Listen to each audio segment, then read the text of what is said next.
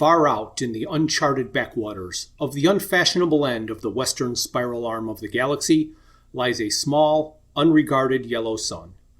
Orbiting this at a distance of roughly 92 million miles is an utterly insignificant little blue-green planet whose ape-descended life forms are so amazingly primitive that two of them think doing a podcast called Digital Watches Are a Pretty Neat Idea is a pretty neat idea. They are Jeff and Brian.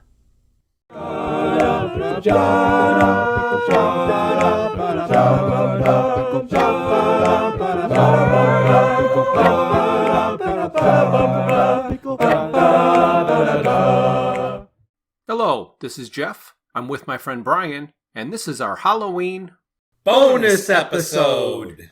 Hey, Jeff, how are you? I'm doing great, Brian. How are you? Well, Jeff, my thumbs are pricking. Your thumbs are pricking? Yes, I can tell by the pricking of my thumbs that something wicked this way comes. Okay, yeah. But actually, it's not wicked. But it is the season. It is the season. It is almost Halloween. That's right. That's right. And we're going to talk about someone you have introduced me to from the online world. Yes, something that I just stumbled upon.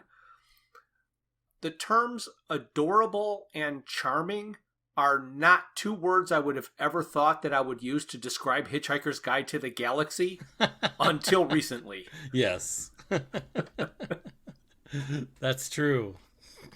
I stumbled across a YouTube video by a young girl named Athena Phan, who is doing an animated audiobook of The Hitchhiker's Guide to the Galaxy. Right. And then you shared that with me, and we both got a great deal of enjoyment out of listening to Athena read the book. We most certainly did.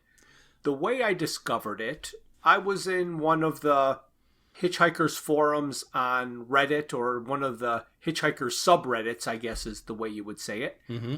And I saw a post for a YouTube link that was an animated Hitchhiker's Guide to the Galaxy audiobook. Right. And I ignored it. I just forgot about it. Mm-hmm. And then days later, I'm like, oh, I should look that up and see what that's all about. Mm-hmm.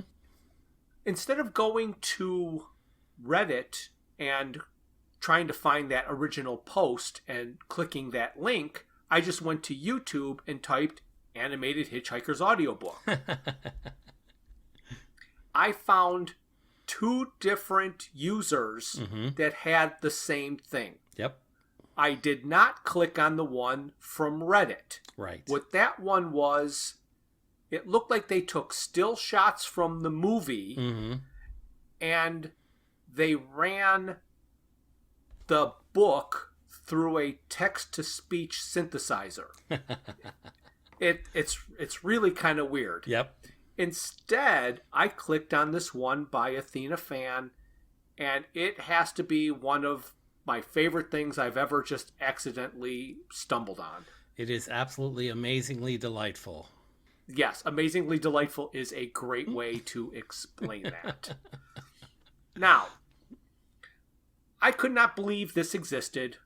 I was asking myself, why would a teenage girl read and animate The Hitchhiker's Guide to the Galaxy on YouTube? It just, I couldn't even fathom why this even existed. Right. Now, do you remember when we looked up that information, when she recorded this, or how long ago it was recorded?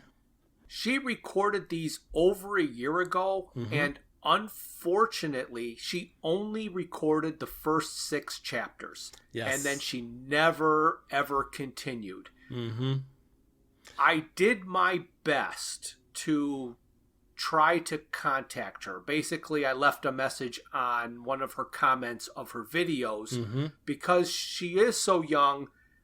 She doesn't have email links or ability to direct message her through any of the ways I found, and it just seemed a little weird, me tracking down some teenage girl. I'm like, yes, I remember. I'll put this out there, And if she accidentally sees this comment and contacts me, wonderful. Right, but right.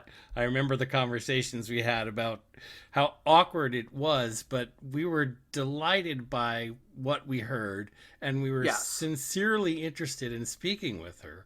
But we couldn't figure out any way to do that without seeming like two creepy old men. Well, creepier than we already are. That's right. That's right. One of the things that makes this completely charming is that she just goes for it. She picks up the book and she starts reading, and she doesn't read and reread and edit this to death so it's a perfect recording. If she stumbles or mispronounces something, that was in the past, and she's just going on ahead. Right. And well, to that end, it reminds me of a story. Well, it reminds me of a personal life story, really. When I was younger, I wasn't a very good reader. I mean, I got to third or fourth grade, and I was pretty far behind in my reading skills. And it's interesting why that happened. I mean, I moved a lot when I was young, and I was in one school where we were taught a phonetic style of reading, where we were encouraged to sound the words out as we read them, so that we could become familiar with the text and actually develop an understanding of the word itself. But we were actually taught to read out loud. Okay. And that was when I was, I don't know, second or third grade or somewhere in there. And then we moved to a new house in North Jersey, and I went to a new school. And I got to that school, and the teachers started complaining that I was annoying all the other students and talking too much, and when I spoke when I read, and that was not appropriate for a school setting. And yeah, it was really interesting. And then on top of that, they thought that I had a problem with reading, so they sent me to a reading specialist in the school back in, again, this is second, third grade. And that specialist literally took a pencil, put it in my mouth, and then told me to read. So that my didn't tell you to write. No. I mean, they're basically keeping my mouth closed while I was reading. So that, I mean, that set me back so far in my whole, ability to read and my whole desire to read, that it wasn't until I got to, like I said, the fourth or fifth grade, I can't even remember. And at that point, I finally met a teacher who understood that the exploration in reading is important, and that letting a child or letting an individual read whatever they want just to get them started is really a key. And when I listened to Athena, and trust me, you and I agonized about this a little bit, because we don't want to appear like we're making fun of her, because we really are not. No. We really feel passionately that the desire for a young person to read this material, it's an interesting motivation. We want to know why she was motivated to read this, and then we really want to talk to her about her choices, about the style in which she chose to read it, because it's brilliant in its own way, and we want to understand how she conceived of it. Right. It's almost like she was practicing, but she decided to release it. It's this weird combination of, I'm going to experiment with different vocal styles and different accents and different caricatures, and I'm going to go from reading to performing, trying to get it all under control. I don't even know what I want to say or how I want to say it. She's just trying to find a way to perform. Mm-hmm. And she's like, well, I might as well release it. And I want to know mostly why she stopped. Yeah, that would be interesting. But I do want to bring up something we discussed before when we talked about Adams and the original radio show. Yes. We've had the discussion where he intentionally created words or character names or alien race names that were confusing and difficult to say and to write out onto the page. That was one of the things that he sort of enjoyed doing. Yes. And it's such an interesting choice that she decided to read this particular book. And again, I'd love to know the motivation for why she chose to read it. Well, yeah, we were just talking about how writing notes is difficult. Oh gosh, yes. His word choices, even his regular words, not even his made up names or alien races, but his word choices and his word order they don't roll off the tongue. No, they don't. They do not. It is so it was a tall order to just read this book straight, just right off the page, right into a mic, right onto YouTube, right into my radio. Yep. Because Douglas just makes up these words and makes up these names, you don't necessarily have anything to draw from. And when you're reading to yourself, it doesn't matter what the word is or how the word is pronounced. You're going to designate something for that word. That's right. And when you're reading, you just put that designation and it doesn't make any difference. When you're reading it aloud, however, now all of a sudden it makes a difference what word you used. We're going to go to Ford Prefect. I mentioned that it wasn't until I listened to the LP that I heard Prefect. In my head, when I was reading the book, I did Perfect. She does sort of a name like Perfect. She does a Perfect, and then she does Prefect. So she doesn't ever get Prefect, but she does some kind of a different version. When I was in grade school, we had to read a book called Dinner at the Homesick Restaurant. In it, there was a character that had a name I was totally unfamiliar with. Okay. Like I said, because I was reading, I could just attach anything I wanted to that name. And I attached Phobe. Phobe. And then the day came when we were discussing the book in class, and the teacher asked something about the character Phoebe. And I'm like, Phoebe!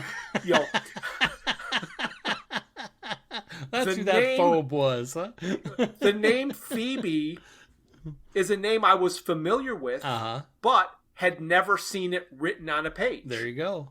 So when I see Phoebe, I had no idea what it was. So I just said Phobe in my head. It also reminds me of the first time I was driving in Southern California and I saw a sign for La Jolla. And I'm like, Jolla? What's La Jolla? Oh, it's La Jolla. So the first time you see something like that, right, it takes you back a little bit. It does. The reason I brought up my story earlier is that she really does attack her reading in a phonetic way. Yes. All of the words that are difficult to pronounce or difficult for her to read, she uses a very phonetic approach to it, and it does add some humor to the story, but we're not poking fun at her at all, because these are difficult. It's a difficult subject. It's a difficult book to read. Yes. Therefore, adorable and charming is what we find all of these mistakes. Yes. Adorable and charming. Not ridiculous, not funny. It's adorable and charming. Maybe, yeah.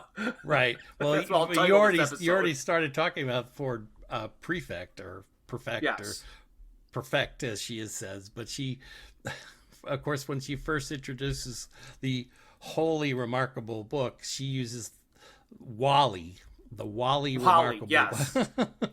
And she does that many times throughout the reading. She uses Wolly instead of holy. But when you look at the word, that's the way it's spelled. It's the way it's spelled. There is no other word spelled that way that's pronounced that way. I'll take a couple of examples that I wrote down. Mm-hmm. Would be holy, not like holy as in spiritual, but holy as in full of holes. Right. Holey. Right. Because the word is whole, just add a W. But no, that's you can't.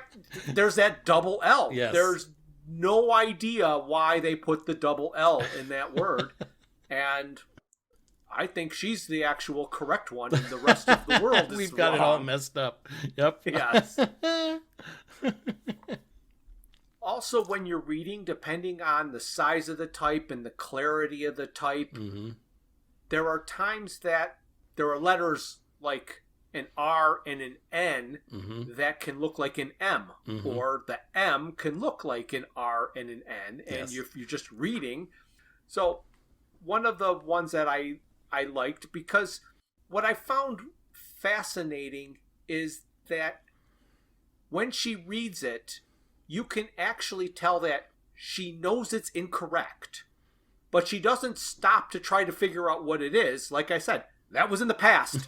we're going on. Yes, we're getting through it. Yeah, when he was talking about El Prosser and his relation to Genghis Khan and his Mongoloid heritage, Mm-hmm. he talks about his stoutness about the tum. Mm-hmm. And she uses the word snoutness, where I'm not quite sure where snoutness came from, but she says about the turn. A snoutness about the turn. And so I'm figuring she's got a pretty bad copy where the R or the M looked like an R and an M with a little bit of a break in that Right. letter. Right. But Right. it's one of those things that we've read this book and we've heard this book read and we know what's coming. Mm-hmm. And when we hear something different, it was fantastic. Right, It was absolutely fantastic. Right. So it's around this time when they're talking with Prosser that Prosser continually comes up to Arthur with a new tact at trying to get him Yes. to get out of the mud. And Adams uses the word cajoleries. Right. And I just love the way she's said cajoleries. Cajoleries. Cajoleries. And if you're not familiar with the word, which I mean, who is? It's not a common word, you know. No, it's not a grade school word. No, absolutely not. And like you said, I think she's a young lady in her teens, if we're guessing right. Yes, that'd be my guess. Mm-hmm. So it's also during this exchange where Ford walks up to Prosser and says, "Take it as read that this is what's going to continue to happen for the rest of the day." And Right. this is where she actually says, "Take it as read." Yes. Under that situation, the context is difficult for her to have assumed "take it Yes. as read" is what was meant. Yeah, the same word, exact spelling, Uh-huh. two different pronunciations, only know which one to use by context, like Right. you were saying. Mm-hmm. Mm-hmm. And she has none. Mm-hmm. And then we'll get to this giant star. And come on, how many of you would pronounce Beetlejuice correctly Right. if you've never heard it spoken before or Mm-mm. never seen it written on a page? Mm-mm. So she does a couple of different versions. She Right. does eventually get it correct at the end. Mm-hmm. But my favorite of her mispronunciations is Beltagees. And you know San what? Tragenian. Yep. San Tragenian isn't even fair. Santraginous, yeah, Santraginous Yeah. or Santraginian, Right. Yeah, but what makes it funny is she says V instead of 5. Yes. You know, Santraginous V. I love it. I absolutely love it. Then when they're in the bar and Ford is ordering beers, he orders pints of beer. Mm-hmm. But she says pints. Because Yeah. how is a 13-year-old girl or whatever going to know that you order beer in pints? Oh, especially if she's not from England, which I think we thought she was from Texas. Is that right? I can't remember. But maybe. Okay. Yeah, I don't remember. I did a lot of back and forth and I don't remember. I quit looking a long time ago. Yeah, I gotcha. But she also, at one point when they're talking about arithmetic, she says arithmetic. Arithmetic. Arithmetic. Mental arithmetic. Yes. Instead of arithmetic. Uh-huh. But again, not trying to poke fun here. We just really appreciate that she made an effort. And as I said, every time she does make an effort, it's a phonetic reading of the word. Yes. So this book is divided up into 3 basic voices. There's narration, there's dialogue, and then there's the guide. And it can be difficult to distinguish between them in a straight read. Right. So she's not doing a straight read. She tries to do different voices for the dialogue. And I applaud her greatly for that. I mean, yes. if she had been doing it for some unknown reason, like it was a school assignment or something, she might not have made any such effort, you know? She just would have read it straight off. But she makes a concerted effort of making the characters have their own voice. Right. So chapter 2 starts out with both the Encyclopedia Galactica and the Hitchhiker's Guide to the Galaxy and what they have to say about alcohol. And during this part of the read, she put background music behind the words. Oh, it is so fantastic. What's more is that it was still easy to hear her clearly. Uh-huh. She did not overpower the music so Nope. you couldn't hear herself. Nope. And I thought that was a brilliant editorial choice and was extremely impressed. I was too. I really love that choice. And she does, we've talked about it before. That's one of my favorite described scenes in the book is the making of the Pan-Galactic Gargle Blaster. In the first 3 chapters, she sounds like she can be from anywhere USA. Mm-hmm. In chapter 4, at the beginning and the end, she starts playing around with a British accent. Right. And in chapters 5 and 6, she goes totally British. I know, it's amazing. And we were talking about Prosser. She chooses Prosser has a distinct southern drawl when she does him. You know? And Ford she tries to do a little bit of an accent with too. Right. And she leaves Arthur to her primary voice. Right, yeah. The transition to the English is wonderful. Right, absolutely. Even though I have read the book myself and I've listened to it read by Douglas Adams, I have ingrained in my head what I believe is the way it is supposed to be. The downside is that it is difficult to imagine any other interpretations. Mm-hmm. And I was overjoyed to hear parts of the book interpreted in a way that was totally unexpected. In a way, it was kind of like hearing the book for the first time. Yes. So what I want to do is I want to play some of our favorite parts of the book that just surprised us and brought us much joy. So you're going to break your own rule again, huh? I am going to break my own rule again. Yeah, I mean, last time we played those bespoke versions of Silence. Yes. And now we're going to actually use other clips. We're going to use other clips. Stolen from a 13-year-old girl's YouTube channel. Oh, gosh. But it's the only way people will really appreciate the depth of this story here. Yes. I'm going to start out with Arthur is very upset at the lengths he had to go and the hoops he had to jump through to find the notice of demolition for his house. In what I imagine is an exasperated way, he complains about what he went through to L. Prosser.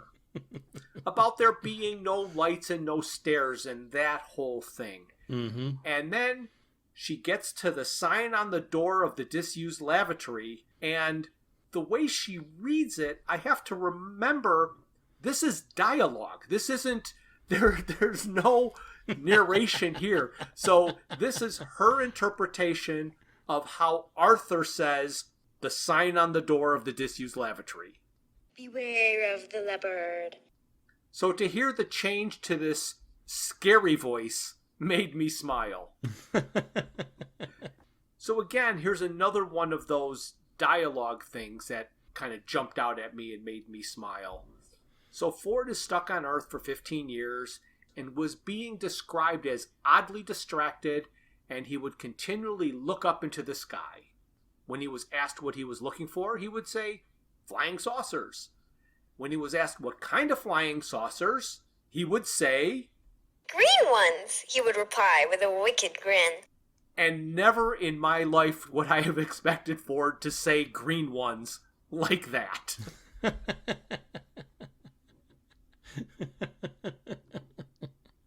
Oh, gosh. And then, of course, we've already talked a little bit about this, but we can hear now where the exchange between Arthur and Prosser Yes. goes. You were talking before about Prosser and his cajoleries that he was using to get Arthur to get out of the way of the bulldozers.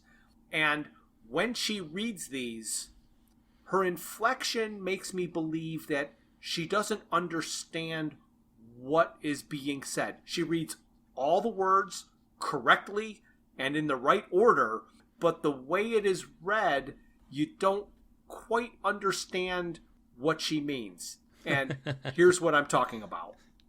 It was Mr. Prosser's accepted role to tackle Arthur with a good occasional new ploy such as for the good talk, or the march of the progress talk, or the knocked my house down once, never look back talk, and various other cajoleries.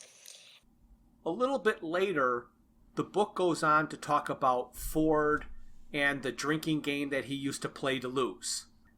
In her description of that game, she's reading it pretty straight, and she actually sounds a little bit bored. Each of the two contestants would then concentrate their will onto the bottle and attempt to tip it, and pour spirit into the glass of its opponent, who would then have to drink it. The bottle would then be refilled. The game would be played again and again. Once you start to lose, you would probably keep losing, because one of the effects of drank spirit is to depress telephysic power. Soon as the predetermined quantity has been consumed, the final loser will have to perform a forfeit, which was usually obscenely biological. For perfect usually played to lose. All of a sudden, her style of reading changes for one sentence, and then it goes right back to being bored again.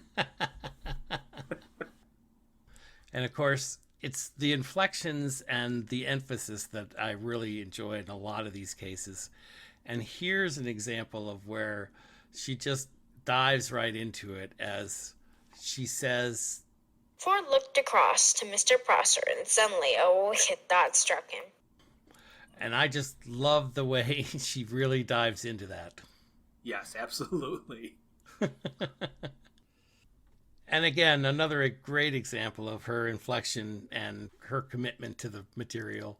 I love when she describes the conversation between Prosser and Ford about switching positions and having Prosser lay down in the mud. Yes, that was great. You want me, said Prosser, spelling out his new thought to himself, to come and lie there? Yes. In front of the bulldozer? Yes. Instead of Mr. Dan? Yes.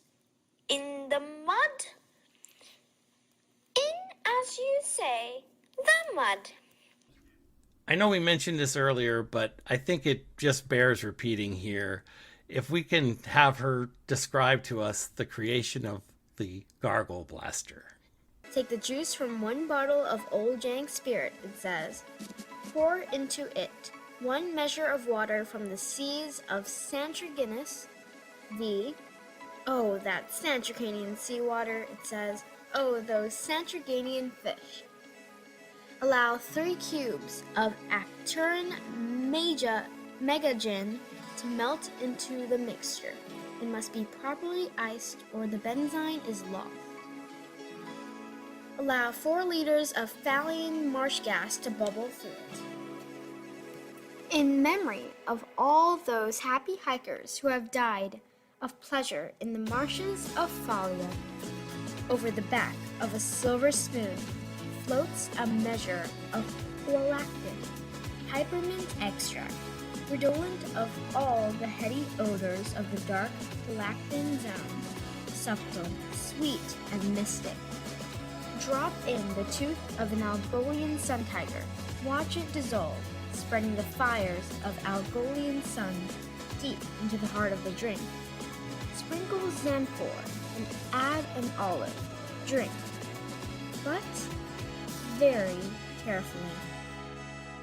The Hitchhiker's Guide to the Galaxy sells rather better than the Encyclopedia Galactica. Yeah, she did that great. However, nobody will say sprinkle Xanthor better than you did. And sprinkle Zamfor. That is my favorite accented line. And again, I just want to make sure everybody out there knows we're not trying to poke fun at this young lady, but No. I absolutely love this little mispronunciation here where she's talking about the uses of a towel. Right. You can wrap it around you for warmth as you bound across the cold moons of Jaglan Beta. You can lie on it, the brilliant marble-sanded beaches of Santraginus V, inhaling the heady sea vapors.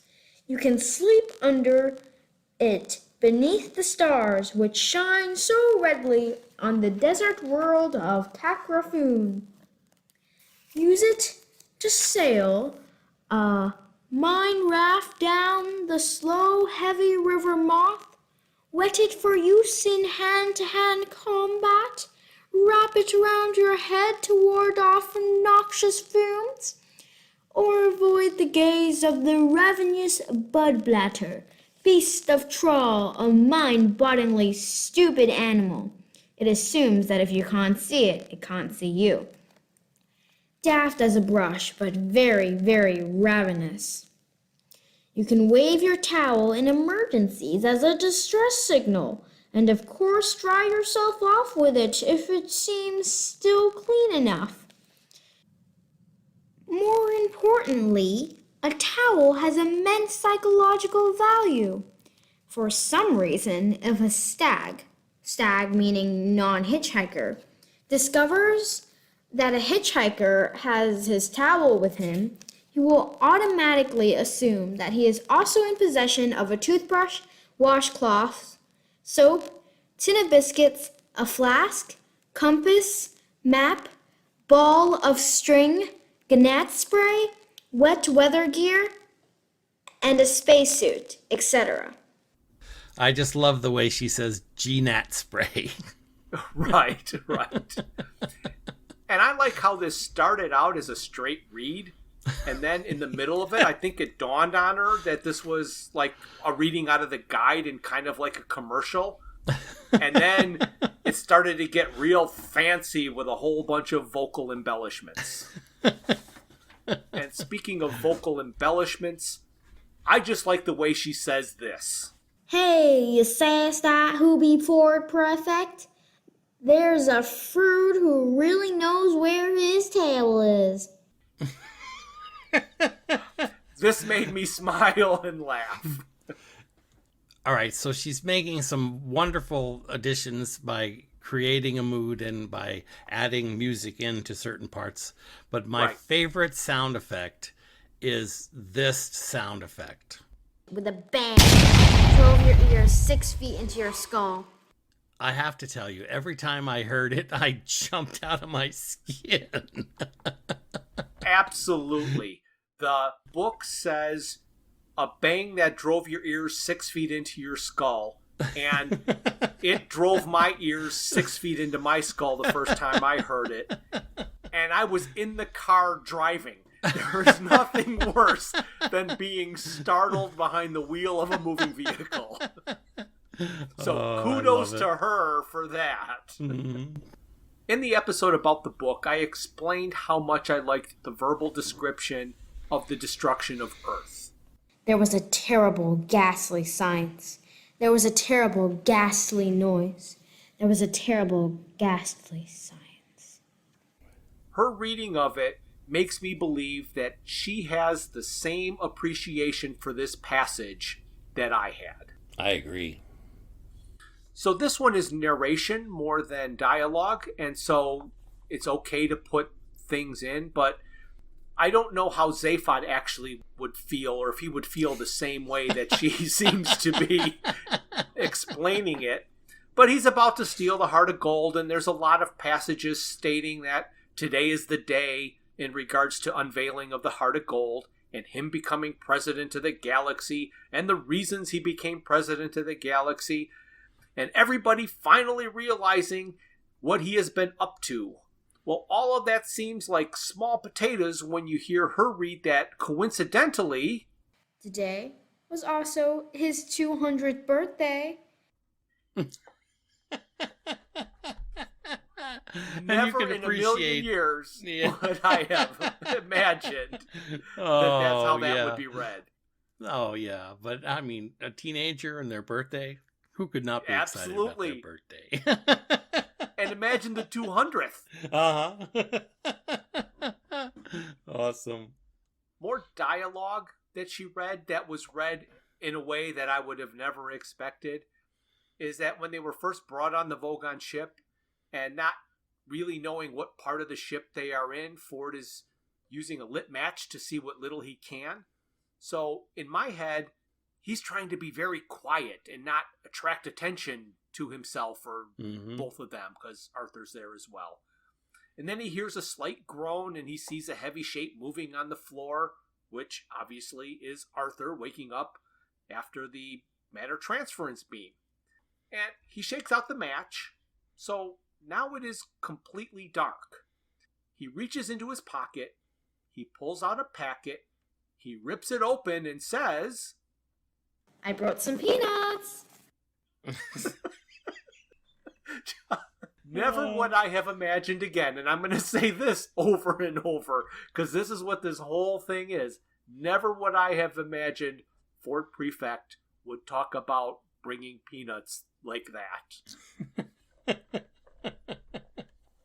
One of the things that I found fascinating about her reading of this book is I don't know if she found it funny because she either never laughed or edited out all of the parts where she did laugh. We talked about when I read the book the first time, made me laugh out loud while reading the book. Right. And so here she is reading this book, and she's reading these ridiculous things, and she's not laughing. And so then I don't even know if she likes the book. So my absolute favorite part of this whole thing is when she was reading the passage about Ford's theories on why humans always continually state the obvious. When she reads how he abandoned his last theory in favor of a new one, she reads, At first, Ford had formed a theory to account for this strange behavior. If human beings don't keep exercising their lips, he thought, their mouths probably seize up. After a few months of consideration and observation, he abandoned this theory in favor of a new one.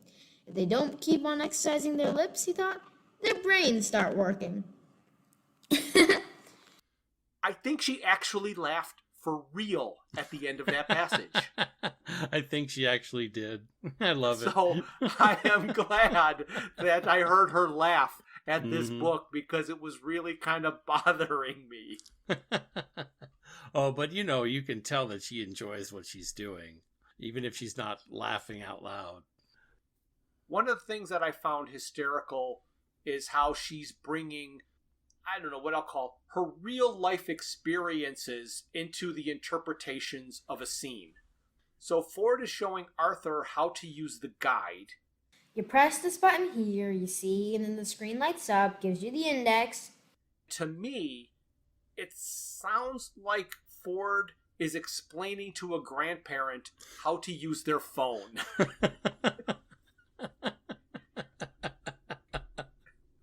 Here she is describing the effects and the way life changes when you have a babelfish in your ear.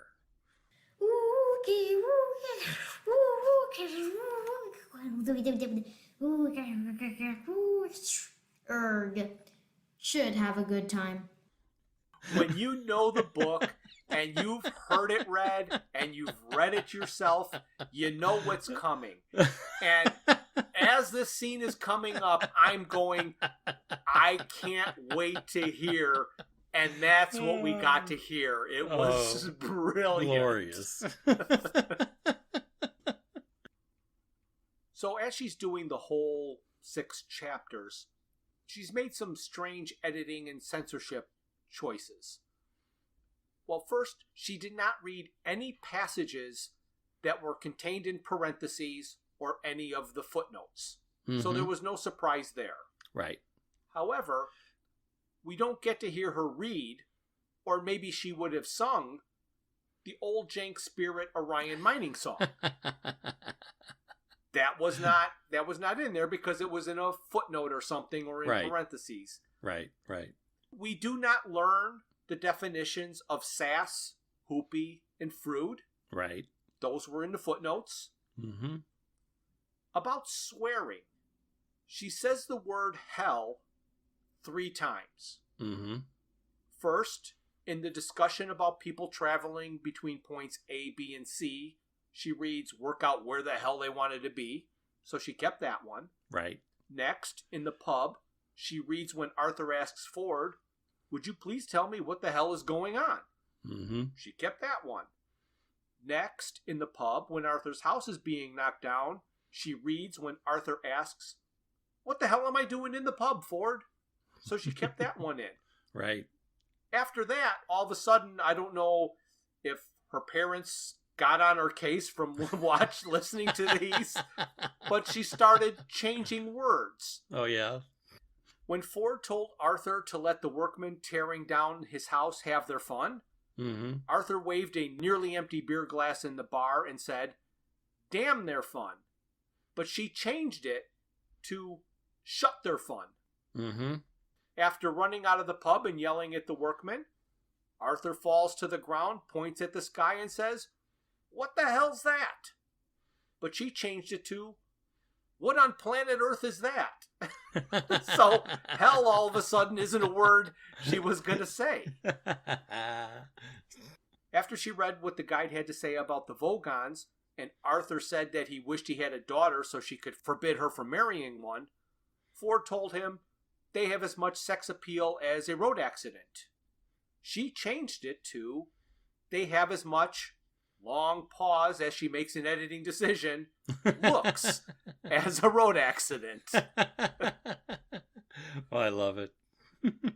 So I was surprised that when Arthur could not find the entry for the Earth in the guide, and Ford pointed to where it was, she still read, above Eccentrica Golumbus, the triple-breasted whore of Eroticon 6. So I thought for sure that was going to be taken out. And then I think there is one more hell at the end of the book. But again, it was just funny hearing her change some of the words so she didn't have to swear on YouTube. There you go. Could have been censored. Right. So I did describe this as an animated audiobook. And it is on YouTube, and there is some animation. There's shapes and still pictures and clip art, and it seems mostly there so the viewer has something to look at. Mm-hmm. There's no real purpose, but putting it together is good practice, and it's a learning skill that might come in handy later for her. Mm-hmm. But it doesn't continue through all 6 chapters. Right. About a third of the way through chapter 3, this message appears on the screen. It says, I am sorry for the inconvenience. So that makes me think she read all the way through So Long and Thanks for All the Fish. Uh-huh. But I am no longer adding edits every few seconds. This is because it is not useful for those that do not look at the screen. It's a video. And if at this point you thought, hey, I'm looking at the screen, what about me? It goes on to say, if you would like to argue, talk to the comment section. And then there was just a still picture for the rest of the videos. Fantastic. So one of my big disappointments is that we were not able to get in touch with her and we're not able to ask her any questions. But I am going to throw out into the ether some of the questions that I had that I would have liked to ask her. So did you have any questions on the top of your head? Did you write any down? I didn't actually write any down, but I could come up with some off the top of my head. The first one is just basically, why did you decide to make YouTube videos of audiobooks in general? The Hitchhiker's Guide isn't the only book that she does. She's got Alice in Wonderland, and she's got a couple of other books on her YouTube channel. What started that whole thing? That's something I would like to know. Right, and it's a really good question because, as we've discussed, The Hitchhiker's Guide it's quite a complicated book. And I would ask her a similar question in that I would want to know what her inspiration was. Yes. For that particular book. Yes. Why did you choose The Hitchhikers of all of the books? But this reminds me of the job that we used to have. We used to have volunteers sitting at a table helping us by checking people in. Right. And during downtime, you could sit at the table and chat with your volunteers. One of our accounts had 2 8th grade students sitting at the table checking people in. Oh, I never experienced that. And I was sitting there and just waiting for the next customers to walk in and listening to their conversation. And they were talking about this book report that they had to do and how much they hated the book that they were reading. Uh-oh. So I said, well, what books do you like to read? And this 8th grade girl said, The Hitchhiker's Guide to the Galaxy. And I almost fell off my chair. Oh, how do you know about The Hitchhiker's Guide to the Galaxy? Oh, it's my dad's favorite book. So it's nice to see generations passing down and then for her to actually enjoy it. Right, right. And I really do think that based on her reading of it, that she did, in fact, enjoy the book. And we have made comments that it seems like she's doing a cold reading. But I wonder, and as you pointed out in the in the video animation, if she hadn't already read many of the stories or many of the books and then chose to read this one. Right.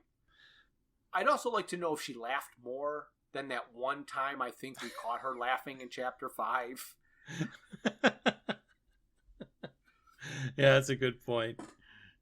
At one point, when I think it's in the second chapter or something, that she sounds like she's actually recording into an audio cassette player. Yes, the audio quality does fluctuate, and that chapter 2 all of a sudden gets very tinny. Mm-hmm. Mm-hmm.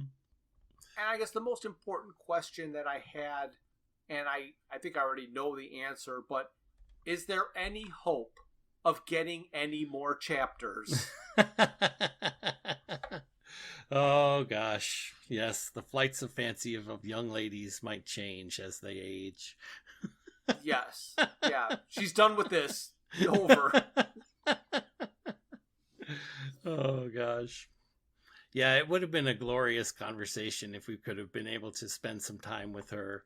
And I'm sure we would have had other questions that could have delved into the mindset. Yes, it's not too late if somehow, some way, somebody out there hears this, knows her, or she finds out about it.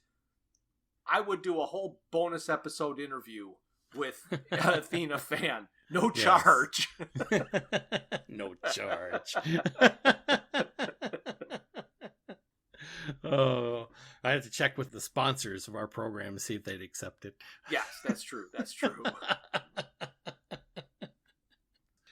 Well, Jeff, we finally reached the end, so I think it's time to say goodbye, Jeff. All right, Brian, I will say goodbye to everybody, and I will also say go to YouTube and search for the animated Hitchhiker's Guide audiobook and find the one that is read by Athena Phan and watch and listen to it. You won't regret it. You will not. Athena, if you're out there, just know we're one of your fans. Yes. A good pun to end everything. Oh, I didn't even get it. Thank you. Thank you Good night. for pointing it out. Thank you for listening to Digital Watches Are a Pretty Neat Idea. Look for us the first Thursday of every month for a full episode. We will also release a bonus episode later in the month. A very special thanks goes out to Luke, Max, Greg, and Tim Lesnick for arranging and performing our opening theme. We would also like to thank our talented friends and family for their voice work on our introductions and commercials. Visit our website at digitalwatchesareaprettynneatidea.buzzsprout.com, where you can find links to all my Hitchhiker's Guide to the Galaxy inspired t-shirt designs. You can find us on Facebook and YouTube as Digital Watches Are a Pretty Neat Idea, on Instagram as Watches Idea Podcast, and on Twitter at Watches Idea. If you'd like to contact us, our email is digitalwatchespodcast@gmail.com.